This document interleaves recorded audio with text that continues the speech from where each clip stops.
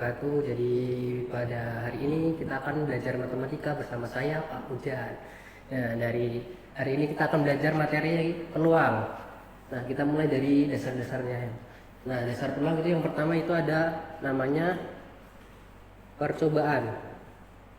Nah, jadi percobaan itu adalah suatu kegiatan yang menghasilkan satu atau lebih hasil. Nah, misalnya kita mempunyai suatu koin nih, kita melempar koin. Nah, dari lemparan itu akan terjadi dua atau lebih kemungkinan, yaitu antara gambar dan angka. Nah, kegiatan melempar koin itu yang dinamakan dengan percobaan. Kita lanjut ke yang kedua. Yang kedua itu ada yang namanya ruang sampel. Ruang sampel. Jadi ruang sampel itu adalah suatu himpunan yang memuat seluruh kemungkinan yang akan terjadi.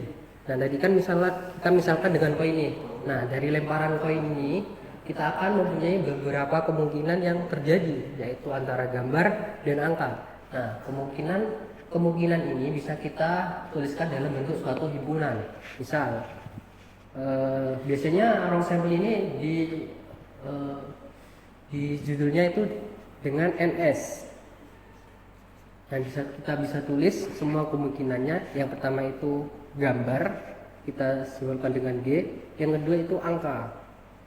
Nah, himpunan yang memuat semua kemungkinan dalam suatu kejadian itu dinamakan ruang sampel. Kita lanjut yang ketiga. Yang ketiga itu adalah titik sampel. Nah, titik sampel ini adalah anggota dari himpunan ruang sampel. Jadi misalnya ada G atau A, ini merupakan suatu titik sampel. Nah, itulah dasar-dasar dari peluang. Nah, kita lanjut ke nilai dari suatu peluang. Nilai dari suatu peluang itu berada di antara 0 sampai 1. Nah, misalnya kita ada nilai peluang suatu kejadian itu 0, maka peluang terjadinya suatu kejadian itu tidak akan terjadi. Nah, kemudian misal peluang dari suatu kejadian itu 1, maka peluang itu pasti terjadi. Nah, kita lanjut ke rumus mencari nilai suatu peluang. Misalnya kita ada mencari peluang dari kejadian A atau PA. Rumusnya adalah PA sama dengan NA ini merupakan kejadian yang kita inginkan dibagi dengan NS. NS ini adalah ruang sampel atau kemungkinan yang akan terjadi. Nah, kita misalnya ini peluang dari munculnya angka dari suatu koin. Jadi peluang angka NA.